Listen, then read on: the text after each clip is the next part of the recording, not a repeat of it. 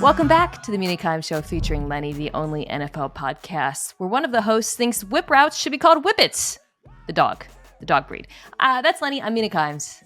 I am joined this week by my friend. It's been a while since he's been on the show, Derrik Klassen of Bleacher Report, of Reception Perception, which I want to highlight because Matt Harmon just gave me an account and it is awesome. I'm going to be using it so much. So a little plug for Reception Perception, great data based on charting receivers. Derrik Klassen, welcome back to the show. Yeah, thank you for having me back. And yeah, I will also tout Reception Perception a little bit. Matt's charting receivers is outstanding on there. I'm going to be charting every NFL quarterback this offseason. So Oh, there's wow. definitely, Really? yes. So I've already started a little bit. I've only gotten Ooh. through like 2 guys, but we're getting there. Which 2 guys have you gotten through, if you don't mind asking? Patrick Mahomes, you got to start with the best. Listen, when Yeah. when you've been charting like the Joe Miltons and the Michael Pratts of the college world, you got to come back and just get the good stuff immediately. Yeah. So I've done Patrick Mahomes and Lamar Jackson. So the best in the world, and then also the MVP. So pretty good place to start. That is fun. We are not talking about those quarterbacks today. We are going to be talking today about quarterbacks who have not played a single snap in the NFL. The rookie quarterbacks who are drafted 6 in the first round this year. And this is like my favorite part about the draft, which is not trying to predict what happens, but actually talking about what is to come based on factual data, which is where these quarterbacks actually landed, the situations they're walking into, the teammates that they'll be playing with, their supporting casts. We're going to talk about scheme, the play callers, what offenses we think they should be running for these quarterbacks. I'm really excited to get into this because, with someone like, I don't know, Michael Penix Jr. or Bo Nix, you couldn't really do this before the draft because you had no idea where they were going to go. We knew where Caleb was going to go and most likely Jayden Daniels, but this is a real opportunity to actually talk about these quarterbacks in concrete terms. And Derrik, it strikes me as more important than maybe I would have thought in past years. This is the first time I'm doing this, by the way, because as I look back at the quarterbacks, especially the ones drafted last season, it becomes increasingly apparent. This is such a normie football take, but it's true. Situation really is so significant when it comes to the first years for these guys. I'll just say, I think we really dramatically underestimated how bad the Panthers situation was that Bryce Young was walking to. I think we maybe underestimated how good in some ways the Texans were, although obviously CJ Stroud was amazing and elevated to supporting cast. So I'm excited to go through all of these quarterbacks and think about that now. I mean, how do you feel generally about sort of looking at rookie quarterbacks through this lens? No, I think it's a great point. And, one guy you didn't mention from last year, Anthony Richardson. So I liked Yeah. Richardson as a prospect. I thought he wasn't quite as raw as people said that he was. I think, 1 year starter, maybe he needed to clean up some footwork. He has a couple of sprays, but to me, he had a lot of the bones, but still kind of a volatile prospect, maybe. But if you had told me pre-draft, like, yeah, he's going to go to the Colts are going to fix their offensive line and Shane Steichen's going to be his play caller, I'd have been like, I might have raised his grade a little bit if I knew all Yeah. of that. But with the draft, you just don't have all of this information. And that's why you make a great point. Like talking about the draft before you know all their teams, which in this class, 1.5, we probably knew between Caleb and then probably Jayden Daniels. The other guys, it was kind of like, who knows? Yeah. Like even the Patriots up until the last minute, we weren't entirely sure if they were going to do the Drake May thing. But now that we know, it's a completely different ballgame for a lot of these guys. And the circumstances changed during the course of the draft. The Bears drafting Gromadunze, pick 9, totally changes how we look at this offense. The Patriots invested pretty heavily in their wide receiver court. The types of players they took, very interesting. So yeah, I'm excited to dig into this. I think we should start at the top and work our way down. We are going to talk about all 6 quarterbacks. I know you have a lot of thoughts on Rattler, so we'll do a quick nod to Rattler. But Caleb to me was actually so for purpose of this, I went through all these quarterbacks. I looked at their depth charts to just remind myself who's on the team, thought about the play calling, etc. Caleb was the hardest, actually, in some ways. Not the hardest to project his circumstances, but the hardest for me to sort of build a case for what type of offense he should be in, because I think of all these quarterbacks, and this is why he was taken first, he kind of works in any offense. That's my opinion based on watching him. And I think I kind of joked during the pre-draft process where Caleb is just so assuredly number one. We're like not really talking about him enough. So this is the point now where we actually get to really talk about him and what kind of offense is best for him. We alluded to Odunze. I mean, this is an unbelievable group of skill players around him. Just to my people, you got DJ Moore, Keenan Allen, and Rome Odunze. Behind them, the depth is Velus Jones, Tyler Scott, Dante Pettis. You have Cole Kmet and Gerald Everett, quiet signing at tight end. The running back room, I mean, DeAndre Swift, I didn't really think that was necessary because I liked their existing running back room. Now it's like an unbelievable group with Khalil Herbert and Roshan Johnson. And then the offensive line, they're pretty much, it's pretty similar with they decided to stick with Braxton Jones, left tackle. You have Felton Jenkins, Ryan Bates, Nate Davis, Darnell Wright. Okay, so that's the group. Shane Waldron comes in as the offensive coordinator. Before we get to kind of what's best for Williams, I get asked a lot, what is a Shane Waldron offense? Because he was, of course, the offensive coordinator for Seattle for a few years. And under him, it was a pretty dramatic change. I think more to do with the change at quarterback because of what the style of quarterback Geno Smith is just so dramatically different from Russell Wilson. So they had to really change things for Smith. But just to kind of describe it, he does come from the Sean McVay tree. There is some of that DNA in terms of the running game, the zone running game, although there was a little bit of diversity there in Seattle. With Geno, pretty average play action rate, pretty average blend of gun versus under center. Used a lot of pistol, which I just think is really interesting. A lot of designed rollouts, also very interesting. And a decent amount of motion. The other thing that gets a lot of attention is they put a lot of tight ends on the field. Personally, I think that's less about Waldron's philosophy and more about deficiencies in the offensive line in Seattle. So that's everything. Derrik, am I missing anything on Waldron? And of all the things I just said, is there anything that immediately clicks for you when you think about what they should run with Caleb Williams? I'm glad you brought up the tight ends thing. And this was one of my biggest gripes with the Seattle offense is so Waldron does come from like the Sean McVay thing, but in Seattle, so like what makes the Sean McVay offense? Everyone that plays in the slot for them can block. Like Cooper Kupp can block, Robert Woods could block for a while, Puka Nacua, that dude can block his off. Yeah. Nobody in Seattle's receiving core really blocks like that. Like Tyler Lockett is a little bit smaller. DK Metcalf doesn't really block like that. Jackson Smith and Jigba, like he'll try, but he's a little bit on the lighter side and doesn't really have that caliber of strength.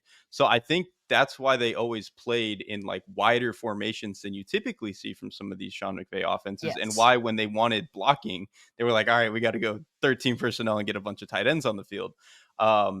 That does make this Chicago room a little bit interesting, though, because I think Cole Kmet is probably a better blocker than what the Seahawks were getting out of a lot of their tight ends last year. Also, Rome Odunze, that dude will throw down. Like he will throw down. Like I don't think it's going to be look like one for one what the Rams are doing with Puka Nacua or anything in terms of overall role, but you can really bump Odunze inside a little bit, and I think use him in some of those ways. And I think that's going to unlock a lot of flexibility for Waldron as a play caller, at least in terms of the passing game and some of the stuff they're allowed to align in. Like I said, I loved their passing game as an idea where they were like 5-step drop, we're really aggressive, we want to throw down the field. But because they were locked into all these super spread formations, it kind of just felt stagnant at times, which was especially a problem with some of the offensive line play last year. But I think with this, receiving core where they've got two tight ends that they can use who can do a bunch of different stuff. All the receivers can do a bunch of different stuff. I kind of want to see what Waldron can do with all these new pieces. I think it'll be fun. Yeah, I think I don't want to over tout Caleb Williams. When I said at the beginning, I think he can do anything, I meant more. I viewed him as the most scheme agnostic quarterback of the entire class. And Waldron, we have seen different offenses. We've seen different offenses in recent years with Sean McVay's Rams. And I see things that would work from kind of every iteration. Like I talked about the use of pistol, the under center, the play action, the boot game, some of the stuff that they do with, heavier groupings. All of that makes sense. But I also think you can spread things out with Caleb and just ask him to sling it around the field the way we saw with Stafford when he came to the Rams and they put him in more empty more often, and dramatically cut back on the play action rate. To me, it's yes, a lot about Caleb's skill set, but and this kind of goes off what you said. A lot of it is about just sort of you have this unbelievable, one of the best 1-2-3 punches of receiver in the NFL. Like you don't, just because you use multiple tight ends in Seattle, you should not, like, they should be on the field most of the time. Like, I wouldn't be surprised if, again, to go back to the Rams example, this is a very 11 personnel centric offense. I think the question for Caleb too is really just not what is he capable of, because like I said, I think he's capable of everything, but how do you make sure you instill good habits for him as a quarterback year one? How do you get him to play on time without, you know, be like removing what makes him great and allowing for some creativity and whatnot? That to me is almost like the most important task for Waldron, more than, we're going to have this personnel grouping and this type of offense and such forth. Just because I think he can do anything. I honestly think the first step for getting Caleb to be more, normal, if that's if that's the way you want to Why put it. can't you be normal? Right, exactly. I think probably the best way for them to do that, my step one was like, just get receivers who are just like right place, right time, know how to play the Yeah. game. Keenan Allen is very good at that. That is exactly what he is. I mean, that's what he's always been, but especially at this point in his career, that's what he is. That's what Roma Dunze is. Like, Roma Dunze is right place, right time, great route runner, great hands. Like, he's just a very reliable, stable player. And I think a player that Caleb is never going to be like, like, is he going to be at the wrong spot? Like, do I have to just go create? Do I trust him to be here? Yada, yada, yada. I don't think that's ever going to be a problem with Dunze and Allen. And then DJ Moore, I'm not saying he's like a wild player. He's not quite in that tier with those guys in terms of that, but he's also a veteran who knows what he's doing. He knows what's going on. So, like, it seems to me they have built a receiving core that is perfect for being like, hey, man, you can just trust these guys to play the game. Whereas I think at USC, that wasn't always the case. And then I think, to the other point about USC, I think just having the structure of an NFL offense where there's more timing, there's more like, hey, man, get under center, 7-step drop, rip this dig route, like that type of thing, that really didn't exist in his college offense with Lincoln Riley, especially behind the offensive line that he was playing behind. And especially with some of like the cheese RPOs that they were just spamming over Yeah. and over again. Like, it kind of just got to a point where Caleb didn't even have that many like NFL timing type of concepts in the offense. And so I think some people have taken that as like, oh, is he ever going to be able to do it? He was so backyard at USC. I take it as like, I think immediately when he gets NFL structure and has this type of talent around him, I think he's actually going to take to it pretty well. And, maybe it takes 1 year where he's still a little up and down, but I think by year 2, year 3, he's going to be pretty locked into being able to do the standard NFL quarterback type stuff.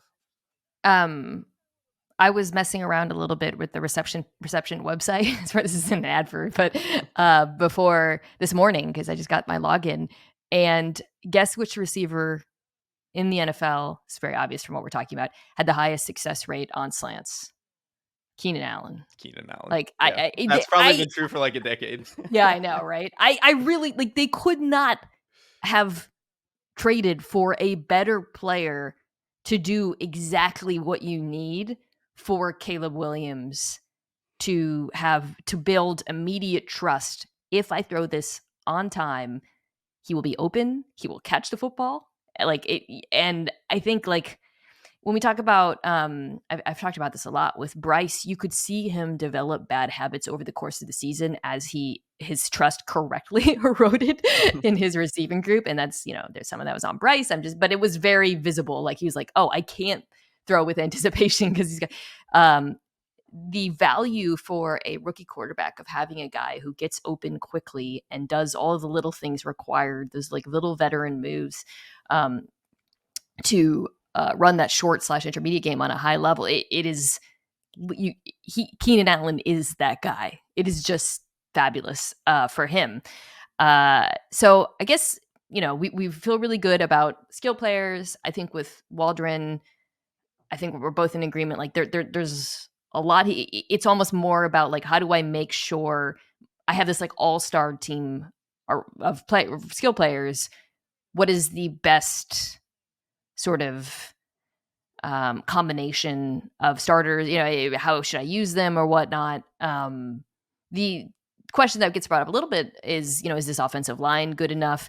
I'll say this: ESPN's metrics love the Bears' offensive line, second in run block win rate, fifth in pass block win rate. I don't know if that squares entirely with how I view them, but I do think they are good, and a lot of the sacks were Justin Fields' fault. So I wouldn't be surprised if they look pretty solid, and I think that's a reason why that they were comfortable sticking with Jones at left tackle.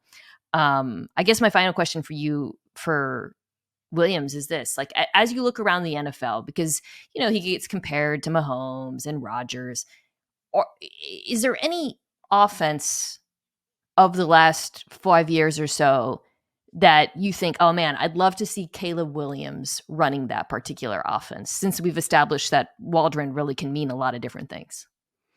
I mean, so this guy got fired midseason, so it sounds crazy, but like what Ken Dorsey was doing with Josh Allen, I think kind of almost 1-to-1 fits with what you want to do with Caleb. Um, like what's funny about watching, because I just started charting Josh Allen, and there will be drives where they'll start with like RPO, then they'll immediately get under center, do play action shot play, then they'll go straight into empty, and then the next play will be like quarterback run. Caleb can do all of that, and like that whiplash of going like one thing to the next and having that kind of variety in the offense, I think is really valuable for a player like Caleb. And like even though over the past few years Buffalo has done better to like, we're going to get under center a little bit more, we're going to get heavier, we're going to run the ball. At the core of the offense, it is still Josh Allen, four wide. Let's go sling it. I think at Yeah. the end of the day, that is kind of what you're going to want to have to do with Caleb. Like you're going to want to do some of the more under center stuff and get him to have that be a part of his game. But at the end of the day, you let a guy with that kind of talent, that kind of creativity, throw as many times as he can from gun and just kind of let him sling it. So I think some approximation of what the Bills have done and really develop their offense. I think that's kind of what you want to do with Caleb. I do think I mentioned at the top that Waldron used a pretty high rate for the NFL pistol in Seattle. I wouldn't be surprised if we see Yeah. a lot of that too with the Bears. And actually, like with a lot of these rookie quarterbacks, as I was thinking through as they kind of transitioned into the league, none of them outside of JJ McCarthy were really, under center guys in college. Just different game. But I do think the pistol is something we will see more often. Well, that's a good transition to Jayden Daniels. So more complicated situation that our guy Jayden's walking into. Good group of wide receivers. Terry McLaurin, legit number one. Jahan Dotson, who I like. After him, you got a mix of Diami Brown, Zacchaeus. They drafted Luke McCaffrey. I have no opinion on him. Tight end, I totally forgot that they signed Zach Ertz, but they signed Zach Ertz, and then they I also drafted forgot that. Ben Sinnott. I think I'm saying his name right. Running back group, you have Ryan Robinson, Rodriguez. You bring in Austin Eckler, pass catching option. All that's pretty good. The offensive line. Yeah. Yo, I feel like this is a really under discussed story, and I mentioned it. I did a pod after the draft on winners and question marks, and with Brett Coleman, and we talked about the Commanders, and I was like, I love the players they drafted. Johnny Newton's like one of my favorites. Mike Sanders, amazing players, but like they really, they didn't do the thing we all thought they were going to do, which was trade up. I guess they tried to get a left tackle. So you're looking right now at Cornelius Lucas, maybe Cosme at left tackle. I don't know. I'd heard that. It's Nick Allegretti for the Chiefs. They have Tyler Biadasz, who's a good player. Andrew Wiley. Now there still are some free agents out there. Donovan Smith is like the player who gets mentioned for every team right now. So good for him for waiting to sign someone. There's a bunch of He's teams that kind of need cornered left the tackles. market on that. Dude, if I'm the Commanders, I go sign Donovan Smith. Not that he's like a perfect player, but this is before we get to even scheme and whatever. That is something that could derail this entire thing if they don't get it figured out. Yeah, it's like as the line is now, like if they don't sign anybody, trade for anybody, whatever, they would be like my favorites to be the worst offensive line in football. Because they were already one of the worst last year, and then they didn't really do a whole lot to clean it up. And I think part of why it hasn't been talked about as much is last year a lot of people brush it off as like, oh, Sam Howell, he just holds the ball all the time, and he just, he likes to take sacks. That's just who he is. And while that is true, and a lot of the sacks were his fault, this offensive line though still could not play. They could not run block, they could not pass block. Like, it just, the entire offensive infrastructure crumbled over the course of the year because this unit just couldn't put it together. And then, like you said, they didn't really address it in the draft at all, which is crazy in a draft class that probably the strongest position, top to bottom, was offensive line. Like, so many guys went top 75 at every single position, at tackle, guard, center. Obviously they signed Biotish, so they didn't need a center, but at guard and tackle, there were plenty of options they could have went for. And they just didn't end up with any of them. So this to me is, I think, particularly with Daniels and some of the concerns that I have with him, for them to have what is probably a bottom 5 offensive line, maybe the worst in football, it's very, very concerning to me. Kind of scares me. So, with Daniels, there's, we talked about him pre-draft, concerns about build and pressure to sack rate, throwing over the middle of the field. But I think there's obviously a lot to like, but there are things that are very clear watching his tape that not only translate to the NFL, but give you kind of, I would say, a roadmap for what this offense should look like under Cliff Kingsbury, who, didn't have like the most successful end in Arizona, but I think it'll be interesting to see what he's learned in his time away, and what sort of offense he wants to run with Daniels. My feeling, Derrik, is he should borrow pretty heavily from the Philadelphia Eagles. I keep going back to this, and it was funny. Ahead of the draft, I did a segment highlighting the LSU RPO game, and there's just so much Eagles stuff. The slide that the Eagles run all the time, where Jalen, it's sort of like the run, here he's a threat to keep. They should borrow that precipitously. I don't know. They should be running draws with him. Obviously, zone read. I know that there's concerns about size, but I think you got to go pretty heavily on QB run, especially year one, and then again, similarly to the Eagles. So you're running sort of like the power spread, right? You are attacking downfield, outside the numbers, which is something that Jayden Daniels is very, very good at. I think the Eagles call is perfect, because if you just like spark notes, like what is Jalen Hurts, it's like, okay, beautiful downfield passer, generally accurate to all 3 levels when he does want to make certain throws. Maybe doesn't throw the middle of the field as well as some of the other top quarterbacks in the NFL. Throws quick game pretty well, throws RPO game pretty well, and then obviously is a threat as a runner. You could copy paste pretty much all of that onto Jayden Daniels' profile. And so I think the Eagles call is perfect. Whether or not the Commanders immediately have the personnel to do exactly what the Eagles are going to do, I don't know, especially up front. Yeah. I think they have the receivers. I Yes. do think, McLaurin and McLaurin Dotson. for sure. Yeah, McLaurin definitely. But yeah, it's the offensive line that concerns me. Yeah, and that's where this gets sticky for me.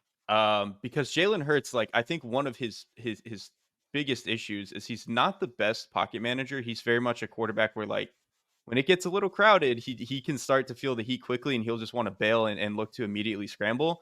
The thing is just when you have Lane Johnson, Jordan Mailata, like Jason Kelsey, when all those guys are protecting you, that kind of just gets washed away and pushed to the side on more snaps than not.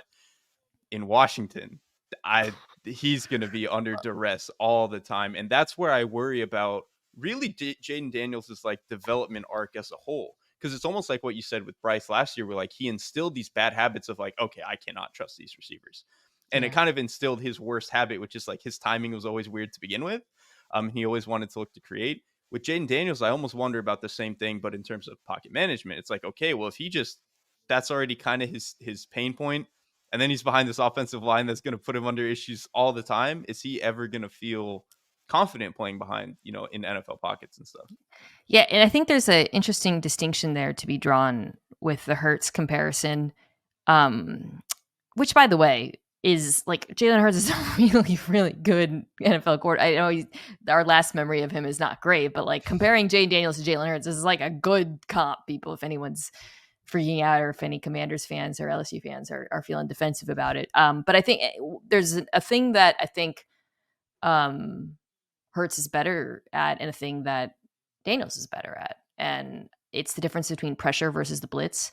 Jayden Daniels, I thought in college was really great at diagnosing extra pressure. He's really, really smart, good at reading defenses, really, and I think his numbers reflect that against the blitz. Obviously, some of that, of course, is his surrounding cast in college.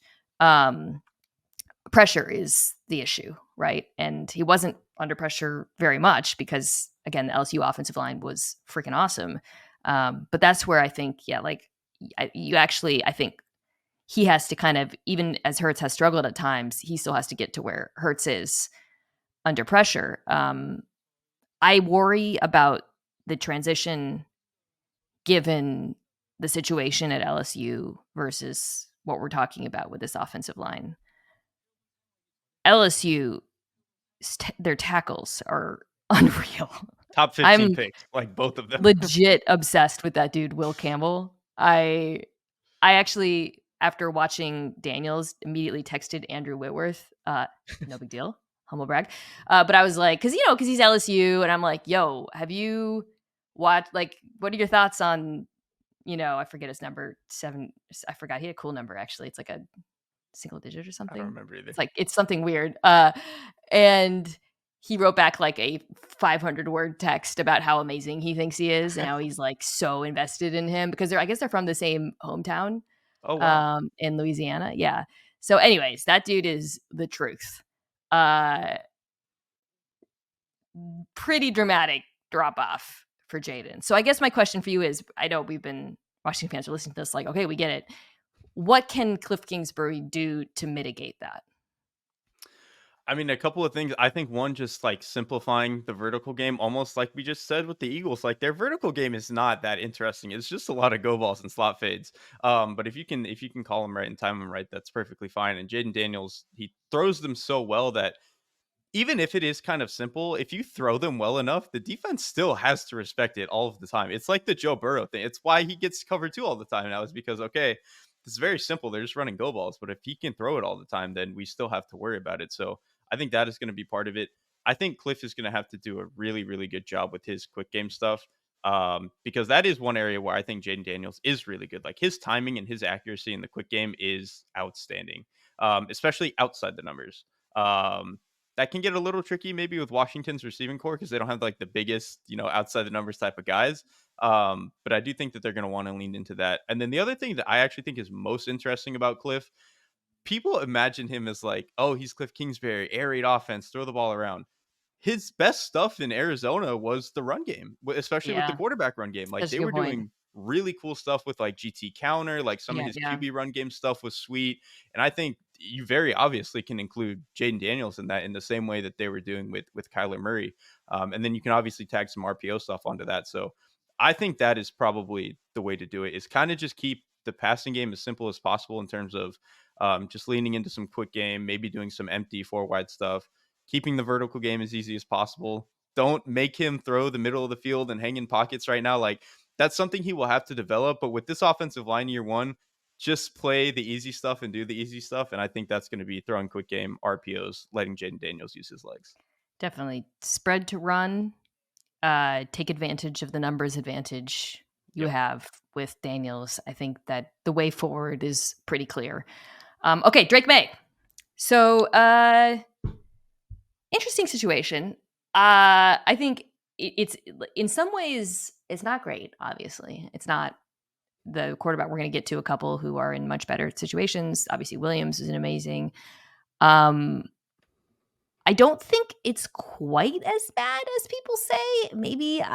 Maybe that's my Kendrick Bourne love and Jaden Polk fandom getting in my own way. But like here, first of all, let's start with the offensive line. Okay, they needed a left tackle. They should also be on the phone. Donovan Smith, man, whatever your agent is hearing right now, hold out, hold the line, because a lot of teams need your services. I think there's a couple of free agents. There might be a couple that I'm missing. So I don't know who's playing left tackle. Caden Waddle is the guy they drafted. I don't know. But outside of left tackle, actually, I think that they're going to be okay. You brought back Nwenu, Cole Strange, Andrews, City Sao. They also signed Corafor. So there's some depth. I'm not saying that it's a world-beating offensive line. It's not great, but I don't think it's a nightmare.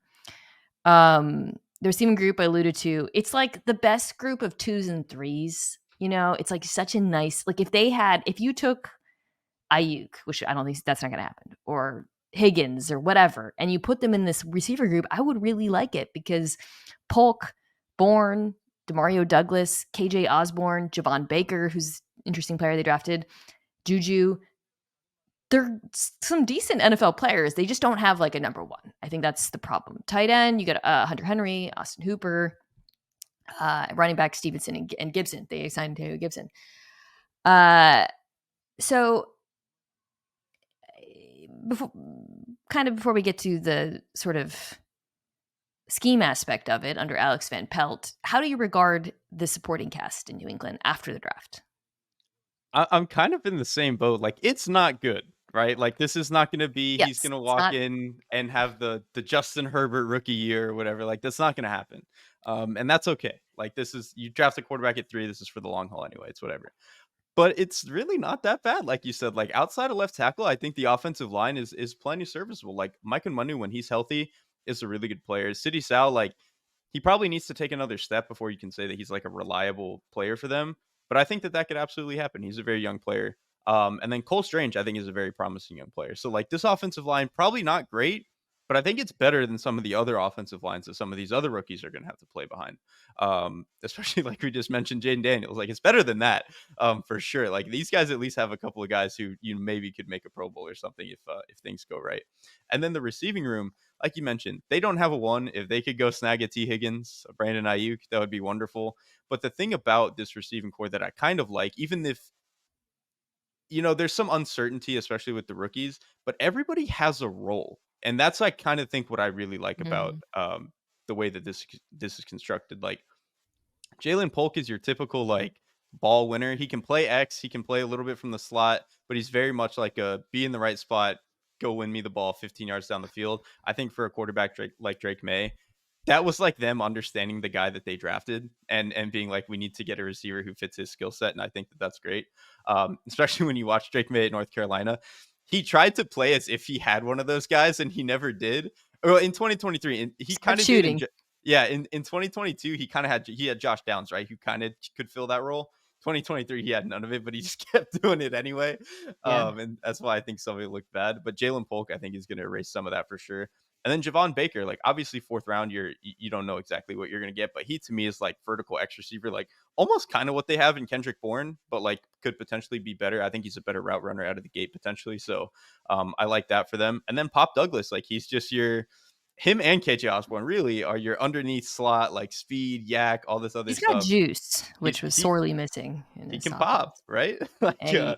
and so none of these guys are like clear Pro Bowl players or anything. And even with the rookies, you don't know if they're going to hit their potential right away. But just the fact that everybody very obviously fits a role to me is like, okay, you can construct a competent offense with these pieces. It's not Yeah. like this mismatch of random garbage like the Jaguars had in their first year with Trevor or anything like that. Yeah. So that kind of brings us to the offensive coordinator. So it's Alex Van Pelt, who comes from Cleveland, was worked with quarterbacks, which is obviously great for Maye to have a guy with that experience. We don't know exactly. He wasn't play caller, but I think, the assumption is the Cleveland's DNA will be all over this offense, which would be a pretty big switch from, the last like 20 years in New England. Pretty defined identity. Tell me if I'm crazy. I think when Maye plays, he'll probably play. Let's be real. Or honestly, you could say this about Brissett too, but when Maye plays, they should run the stuff they ran with Flacco in the second half of last year. Boot that big boy out, deep shots off of play action.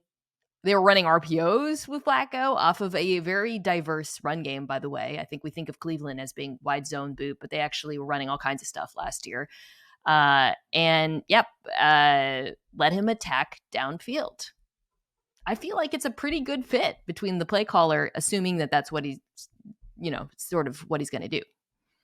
I think that's spot on because honestly, and part of what made what they were doing with Flacco work, Flacco will just throw it hell or high water, dude. Like I he's will. not scared to throw the ball. And obviously that led to some ugly interceptions, but it also led to like throws that truthfully not more than like a handful of other quarterbacks in Yeah. the NFL were even willing to throw. Like he had this just like screw it, I'm playing with house money. And it unlocked like certain parts of the field that just weren't there. I think May is kind of walking in with that mentality of like, I can make any throw at any time from any pocket.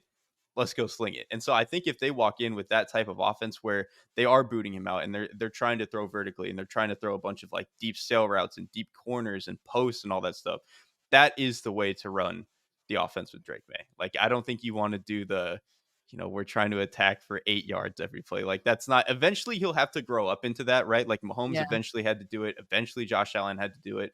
Eventually Lamar had to do it. Like these guys, eventually you get there. But when you're just trying to get this guy to learn how to play the game and be what he is as an NFL quarterback, lean into what he's good at. What he's good at is being a little bit crazy and throwing down the field. And he's definitely got the arm and athleticism to do it. So I love that. If they could just do what Flacco did, but have some element of quarterback run game attached to it now, because Drake May's a really good athlete, it's Yes, it's a that as well. pretty nice little offense.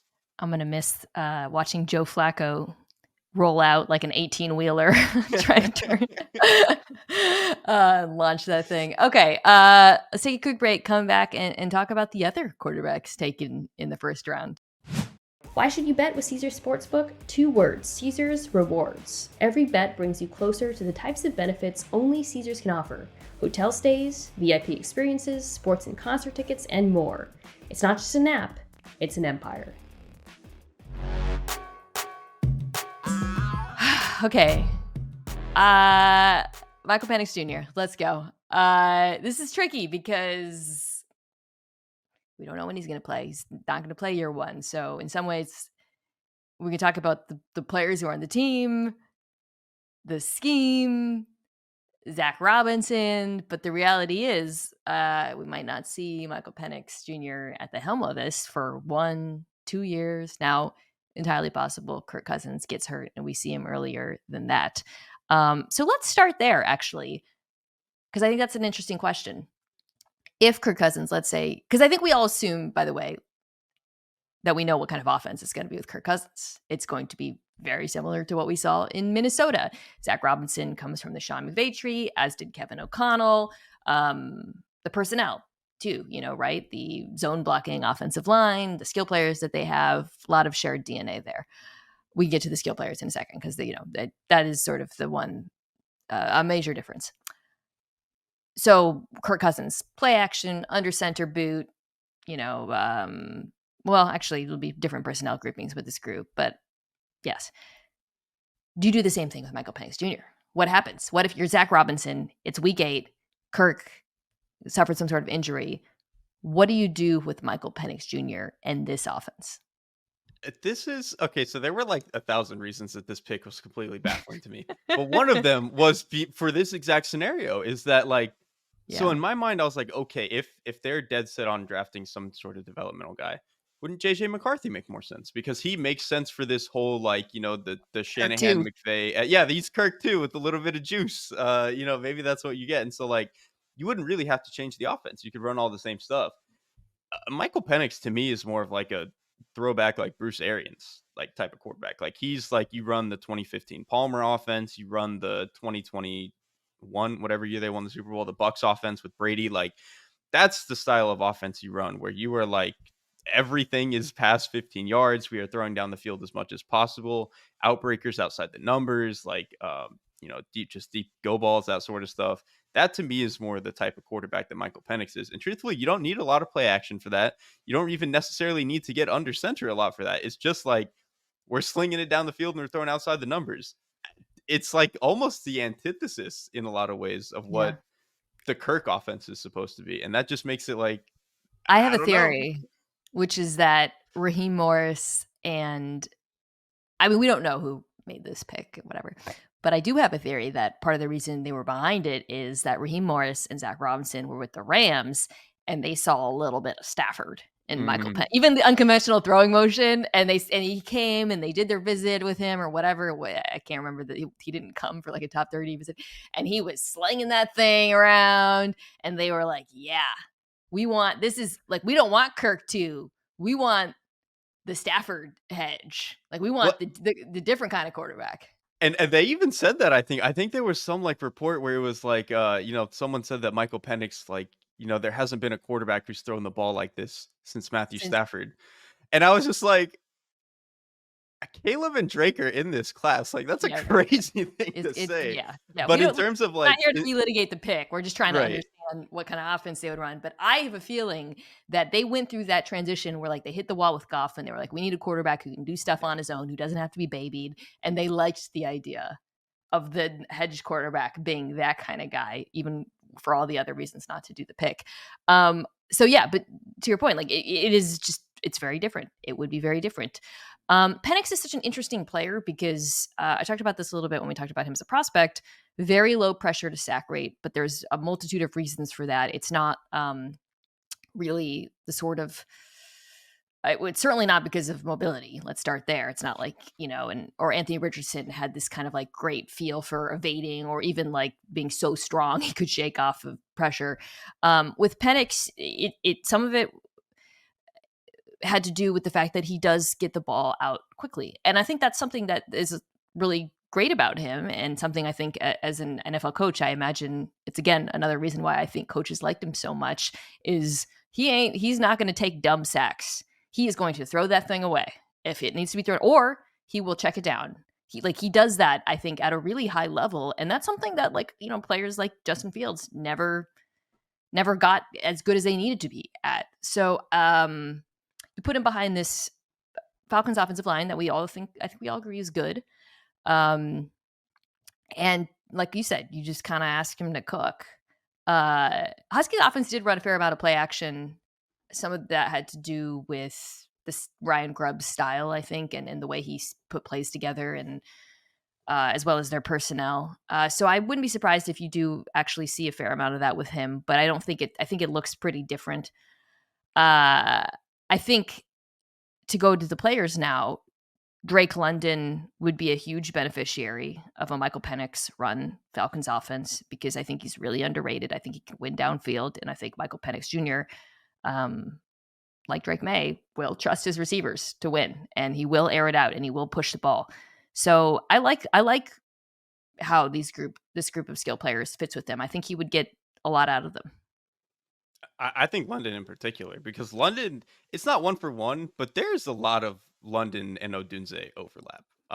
And like you said, Penix was very, very willing to trust Odunze at basically every stop. He didn't care if it was double coverage sometimes. He was like, well, I know where my guy is. I know where I need to put it for him to go get it.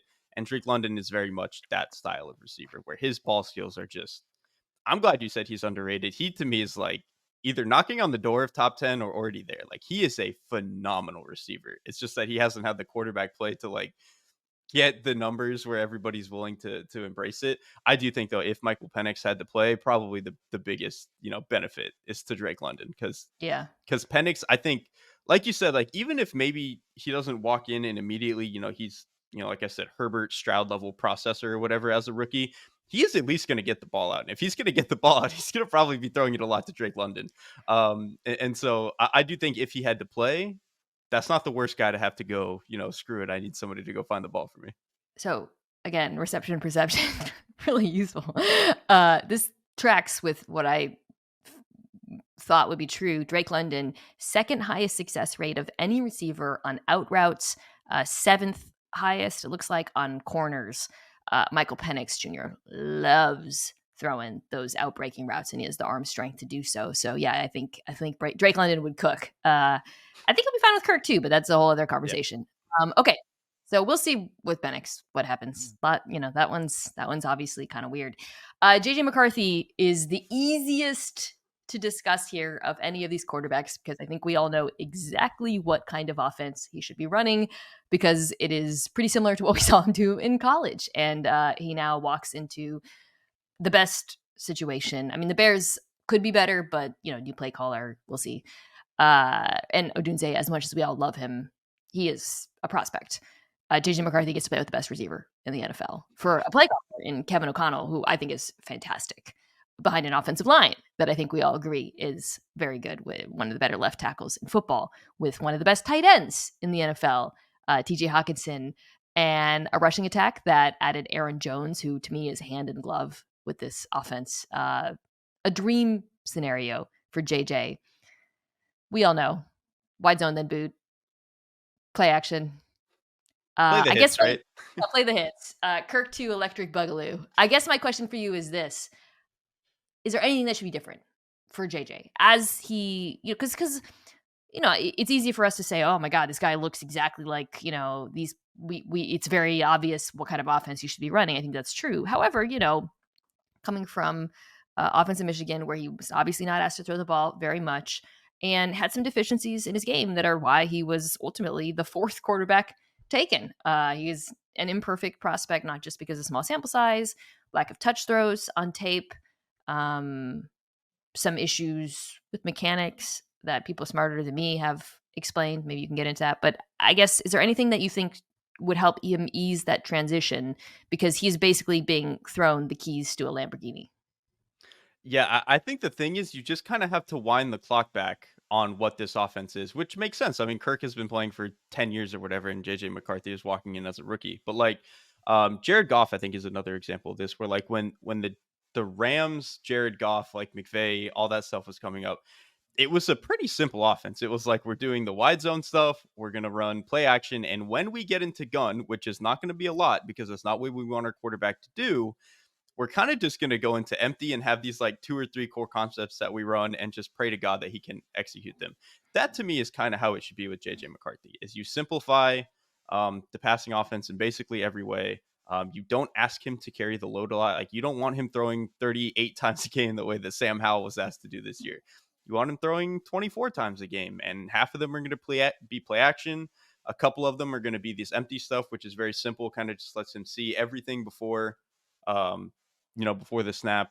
And then you only ask him to like do the true drop back stuff a handful of times a game. And that, I think, is where the difference is between what Kirk is now and what JJ is going to be immediately, is that Kirk early in his career obviously wasn't the greatest, true pure drop back passer, 3-step, 5-step. Okay. He really grew into being one of the better, just true shotgun drop back passers in the league, especially playing in that like 1 to 15 yard area. He's never really going to throw down the field the way that Josh Allen is going to in those scenarios, but just playing the 1 to 15, like, do the right thing, be on time, he got really, really dang good.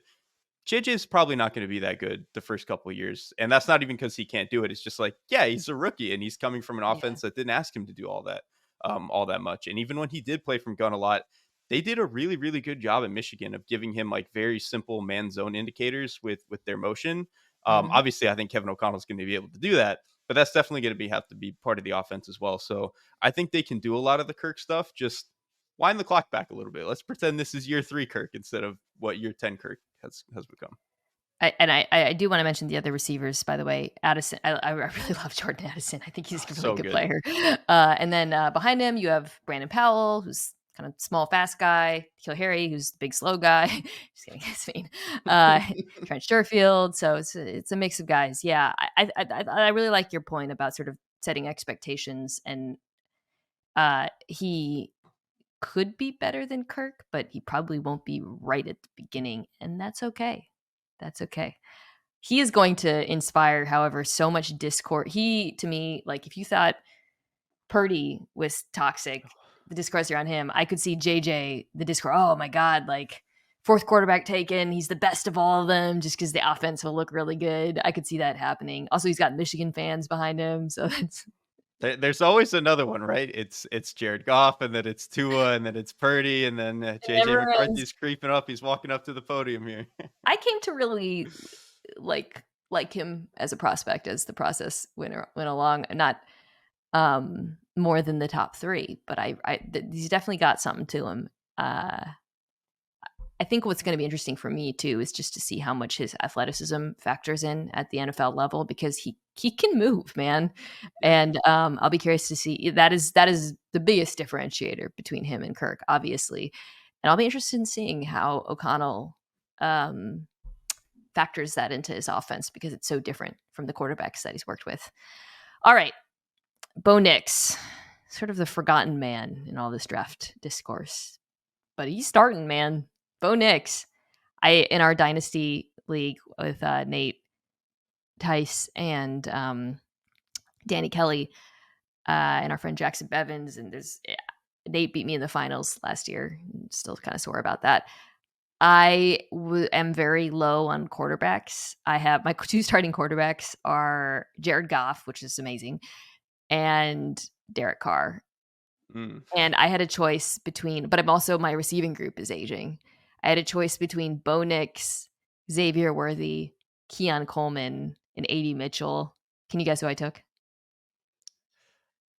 I mean, I don't know if did you take maybe Worthy just I because took he's Worthy, playing with yeah. I took Mahomes? Worthy, Yeah, I was yeah. gonna say at that like, point you just lean on the Patrick I also had Mahomes Kelsey, bump. so I kind of wanted a Kelsey hedge. Oh, there you go. Yeah. Sort of, yeah. But I was like, Bo Nix, you're gonna start. I should probably do this. And I couldn't do it. So he is probably gonna start, although he's competing with Jared Stidham, I guess. Let's talk about the situation before we get to the offense. I think people really mischaracterize what the offense is going to look like. But first, let's talk about the players. Offensive line. I'd say middle of the pack, NFL. People keep talking about Garrett, but they're like, Garrett Bowles isn't long for Denver. Why? I don't understand why, but I don't know. Like he's a good player. he's a perfectly fine left tackle. Yeah, like I don't know why they would move on from him unless he just keeps getting hurt or something. I don't know. The receiver group at the moment is, of course, Courtland Sutton, Josh Reynolds, Marvin Mims, Tim Patrick's coming back. They drafted Troy Franklin. Did anyone ever explain why Troy Franklin fell so much in the draft? Was there any other than like him being like small and dropping the football occasionally? I mean, he had a really bad outing at the combine, right? And like he just looked Yeah. sloppy. He looked really skinny. I think But that's not 4th round tape. Right. Yeah, it wasn't. It was because that's the thing. Like his tape was closer to like, maybe bottom of the second or whatever. The fact that he fell all the way that he did. Yeah, even I was like slightly lower on Franklin, and I was baffled that he fell. Yeah. As far as he did. It just made no sense to me. I love a rookie quarterback, rookie wide receiver reunion. And Bo Nix was truly the beneficiary of Troy Franklin in college. So that's nice. Tight end group, Dulcich, Troutman. Running backs, you got Javonte Williams, Pirine. They drafted Audric Estime, which is a pick I liked. My guy. Great value.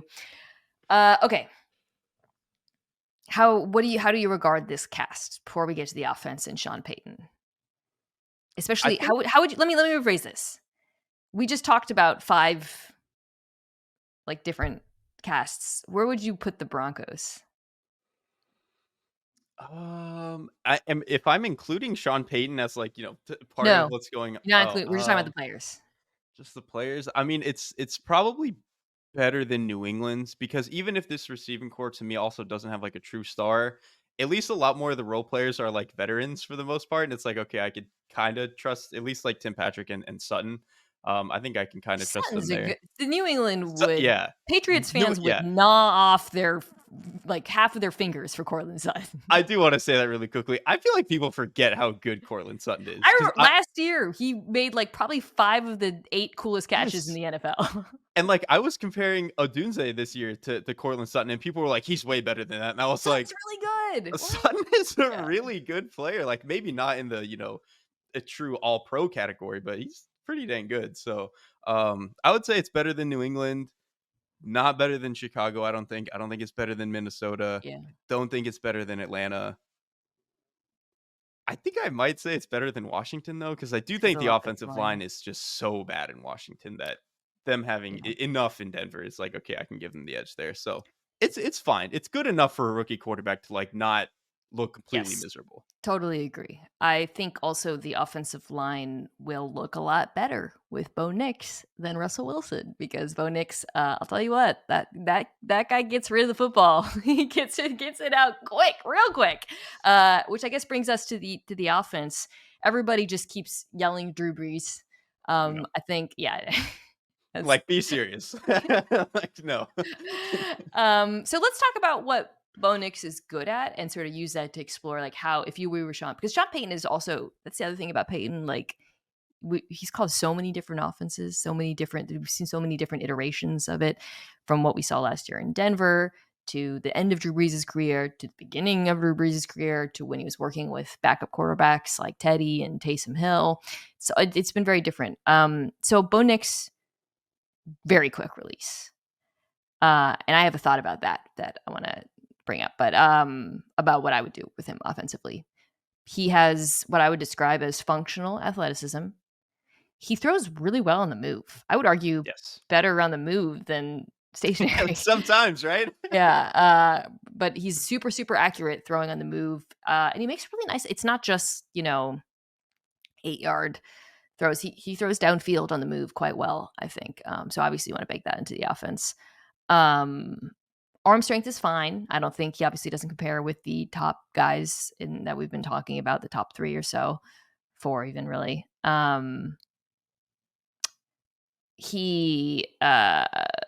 They did design run stuff with him in college. I don't know how much of that you can do in the NFL necessarily. He's fairly accurate, I would say. I think he is pretty. It's interesting. I was about to say pro ready is a tricky one with him because the offense he ran in Oregon was so wildly different from what you see in the NFL in a lot of ways. But I don't think you have to baby him necessarily. So given all of that, I guess before we get to what do you see as his strengths and weaknesses? And if you were a play caller, what would you build around those? I think you kind of nailed most of it. Like his quick release, probably the quickest in the class. I mean, maybe Caleb's up there too, because Caleb is just, anything you can do with an arm, he does it all. I think accuracy wise, he is pretty good, pretty much across the board. Like even in my accuracy charting, I don't have it pulled up right now, but he was one of the more accurate quarterbacks in the class, to every single level. Like he can, when he triggers on stuff, he makes all the throws. Again, Yes. maybe Oregon made it a little easy for him at times. And, maybe there are some throws he just wasn't willing to make because he's not a naturally aggressive guy, at least at Oregon. At Auburn, he very much was. But at Oregon, he really wasn't. And so on the throws he did make, very accurate for the most part. Especially some of his touch placement was actually really nice. Like you mentioned, on the move was pretty good. And then he's, as a decision maker, I think on throws where it's like apparent you can make the throw pre-snap, if that makes sense. Like just basing off like, okay, quick game, I can throw off this leverage or RPO, like that sort of stuff. He's a really good decision maker. And then even late in plays, I think at Oregon, he got good at just like, okay, man, don't put the ball in danger. Like, let's just get to the next down. Let's throw it away. Let's scramble if I have to. And so I think that stuff is valuable. And that I think is where the pro readiness comes in. It's like, okay, he's not going to walk in and just ruin the offense. And I think that is valuable. If I were calling the plays, I would do a lot of what the Dolphins have done with Tua. I was just about to say that. Yeah. Like, when I said quick release, I have a thought on that. It's the downfield RPOs, man. That ball comes 100%. Out. Sometimes it was out so fast. I was like, damn, dude, like really impressive. 100%. Skill set's not too dissimilar from Tua's. It's really not. I floated the idea during the draft season. If the Dolphins aren't all the way in on Tua, they should consider Bo Nix Sunday too. Obviously, I will say one thing that Tua is better at throwing with anticipation and eye manipulation. But that's something he will have to learn in the NFL. Right, 100%. I do think Tua is better at that stuff. Like Tua has a little bit more.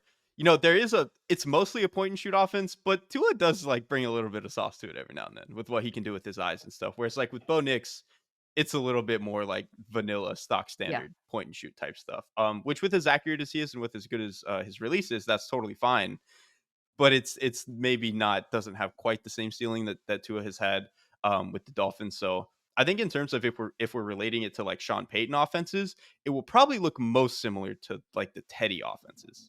Like I think people are imagining the Drew Brees offenses. I don't think Nix is ever gonna like operate at that level. Like people forget, like Brees was truly like he was a machine. Yeah, also. That guy was different. The accuracy. I mean, we can be like, yeah, Bo Nix is accurate. No. Like that is another level of ball placement with Drew Brees. We're losing recipes, Derrik. We're losing recipes. We're losing recipes. Well, and that's the thing. It's like, okay, Teddy was also accurate, and that's more the type of accuracy that Nix is. But Brees was just like literally he's any literally ball, maybe the any most day. accurate quarterback in the NFL of all time. Like, yeah. Yes, you're right, Yeah. Come on. exactly. And yeah, so when people are like, Everybody he could be relax. that. Yeah, let's Relax. chill out here. Let's bring up some normal comparisons But he's before we short. compare to Hall of Famers. Exactly. Like people just do that. But yeah. Yeah, no, I like I think I'm actually Broncos fans. I am a huge Sean Payton. Like, that's why I said leave Payton out, because I think when you factor in Payton, the Denver situation rises, because Yep. I think Payton too, like, people have kind of, speaking of we're losing recipes, people have forgotten how good he is because he had to run the Russell Wilson offense or a variation of it, or basically put bumpers on it for 2 years. And I am actually very excited to see what he does. You know, does he do we see a new version that we haven't yet seen from him? Because he's a guy who's, extremely, extremely, like, dialed into what's happening around the league, and borrows ideas, and is very creative, and obviously very smart. So I'm actually very intrigued to see. I know I was like a little bit lower on Knicks. I was like 12 early or whatever, but I can see why Sean Payton looked at him and thought, yeah, I can work with that. Like, I can do something with this. Right. And I think the difference is like, sure, Knicks is limited in different ways from Russell Wilson, but at least these are limitations that like Sean is kind of opting into in a way. Whereas I think Yeah. with Russ, he was kind of like forced to deal with this thing. And I think by the end of the year, it's very clear he had like a degree of contempt for how he was forced to run the offense. At least with Knicks, it's like, okay, maybe there's some stuff he can't do, but I see enough of what I want to do that I can live with this. Okay, we're going to wrap really quickly with Spencer Rattler, who is not likely to play. He was 5th round, right? Yeah, I think so. Very, very, very funny draft pick, because by the way, I loved it. So, Saints fans, I don't think I've talked about the Saints draft. I think I tweeted this, but I didn't talk about the podcast. I thought the first 3 picks were awesome. Like, I think, you get Fuanga and McKinstry. I know there's value questions about the McKinstry, and maybe they gave up too much, but like, those are 2 players who fit need and style. So great. And then Rattler, yeah, like, getting a developmental quarterback in the 5th round with that kind of arm talent is absolutely a smart thing to do for an NFL franchise, especially one with a quarterback who got injured last year and appears to be in the down slope of his career. I did mention I have him in. I might have to get Rattler as a hedge, by the way. So let's talk about that. It's funny because you could not have a quarterback who is more different from Drew Brees in literally every possible way. Yeah. So I guess my only question for you is, let's say you're Pete Carmichael. They retained Pete Carmichael, right? Yeah, I think they did. Yeah. Much to Saints fans' chagrin. Yeah. Yeah, exactly. It's week 6. Derek Carr's out. What do you do? So listen, here's the thing. When during the draft process, people would always ask, because Rattler wasn't going to go first round, so it was just like, you could kind of place him anywhere in your mind. It was a little bit of a fantasy land. I kept saying, like, imagine what Spencer Rattler could be sitting 2 years behind Matthew Stafford playing with Sean McVay. Like, that is ideally what I want it to look like. Where Rattler, the 2 things that Rattler is good at, obviously he has some issues. He sprays some balls. He's probably too aggressive at times. Like, he makes some boneheaded errors. He's going to take sacks because he's not the athlete that he thinks that he is. There's a little bit of Baker Mayfield there. But what he is really good at, he's very, very tough in the pocket, and he's very willing to like move with his eyes up in the pocket, like create these little spaces in the pocket. And that dude is very, very willing to make throws. And he has obviously the arm to do it. He probably had the best arm and like arm elasticity in the class outside of Caleb, obviously. Like, he's probably the closest to it in terms of that. So that was why I wanted to see him with the Rams, because it was like, what is Stafford good at? He's good at hanging in there, moving around the pocket, making tough throws, and his arm is incredible. So I kind of wanted to see him run that style of offense. Which, to your point, would be very different from Derek Carr, who is very much like, I am going to throw the shortest route possible on most snaps until it's the 4th quarter and I realize I have to throw a go ball. Do you know how many times that happened, by the way, this year? I swear, every other week, the Saints game, it was like, okay, they're down by 14 for the entire game. And then middle of the 4th quarter, Derek Carr's like, I'm going to find Rashid Shaheed. It's like, well, you could have done that 2 quarters ago. Like, what are we doing? Rashid Rattler, Shaheed, who averages like 40 yards a catch. yes. By the way, great for Rattler. Olave, obviously, very good player. Yeah, we'll see if he plays. But I liked the pick. I like the player. I thought he was fun to watch. He played behind maybe the worst offensive line of any of Oh these my God. quarterbacks. And that's saying a lot because some of these quarterbacks played behind some pretty bad ones in college. So for him, the Saints are certainly an upgrade. All right, well, that's it. We're not going to talk about Michael Pratt. Yeah, I don't think we have to do that. I think we're okay. Derrik, this has been super fun. Before we wrap, I brought back content recommendation. You can recommend anything to our listeners, any piece of audio, a book, an article, a movie, a TV show, something you're watching on YouTube. What do you got for us? Yeah, so I actually just finished reading maybe a couple weeks ago, The Monster of Florence, which is basically about a series of double murders over the course of like 2 decades in Florence, Italy. Ooh. The author himself ends up being like part of the investigation. It is a fascinating book, start to finish. I read like half of it in one day at a certain point. It is The Monster fantastic. of The Florence? Monster of Florence, yeah. What's the name of the author? Douglas Preston, I think, and Okay. he did it with some other co-author that I can't remember the name of right now. Ooh. But yeah, very, very good Sounds book. good. Okay, I'm gonna look into that. Okay, for me, I just started a book, but I'm gonna wait until I'm a little bit further along to get into it. I'm gonna mention a show that I feel like there's all these Apple shows that nobody watches. Do you subscribe to Apple TV? I don't know. There's just like a zillion shows.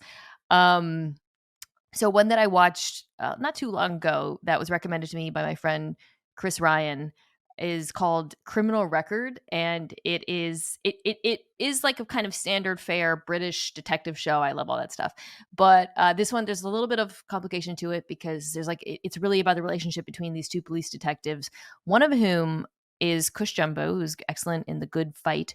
The other is this British guy, I think his name is Peter Capaldi, who I guess was Doctor Who is like maybe the best actor I've ever seen. Honestly, he's so amazing in this show. He really carries it. And if you like British detective stuff, it's contemporary, you should definitely check it out. That'll do it for today.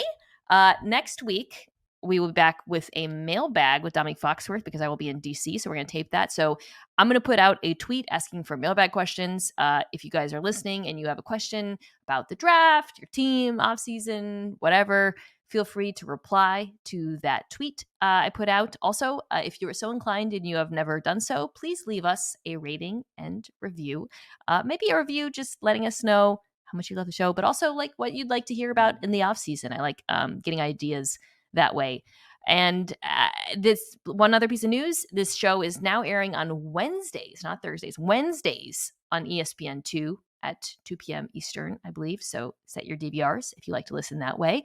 Otherwise, thank you, as always, to everyone at Omaha Productions, the producers of this show, Kirsten Sebecki, and the work we get from Anthony Jimenez, Owen Saylor, Jack Foster. You can also check it out on youtube.com/@Mina Kimes.